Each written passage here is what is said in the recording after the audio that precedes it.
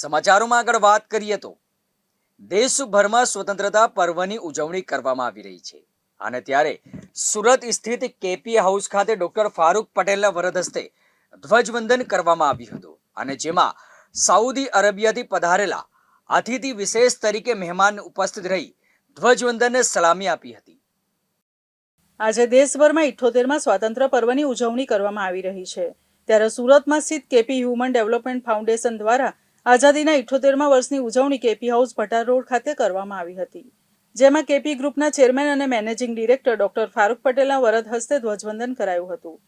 જ્યાં આ સ્વતંત્રતા દિવસનો આ સમારોહ વિશેષ એ માટે રહ્યો કે તેમાં સાઉદી અરબથી પધારેલા મહેમાનો અતિથિ વિશેષ તરીકે ઉપસ્થિત રહ્યા હતા અને ઉજવણીમાં ભાગ લીધો હતો. ત્યારે મહત્વનું એ છે કે તેઓ ભારતીય કલ્ચરથી પ્રભાવિત થયા હતા અને સમગ્ર કાર્યક્રમ દરમિયાન સ્કાઉટ ટીમ દ્વારા બેન્ડના માધ્યમથી વિવિધ કલાકૃતિઓ રજૂ કરી હતી. જેમાં રાષ્ટ્રગીત અને રાષ્ટ્રગાન બાદ જય હિન્દ તેમજ આઝાદી અમર રહોનો ઘોષ કરાયો હતો.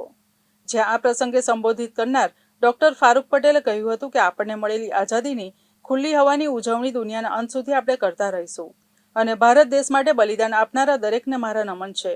જ્યાં આપણે આઝાદીની લડાઈમાં તો સામેલ નહીં થઈ શક્યા પણ દેશની પ્રગતિ અને ઉન્નતિ માટે દરેકે કંઈક ને કંઈક યોગદાન આપવું જોઈએ તેમ ફારૂક પટેલે ઉમેર્યું હતું. કેમેરામેન તોસીફ શેખ અને અલમાઝ ખાન સાથે એઝાઝ શેખ, ગુજરાત ન્યૂઝ, સુરત.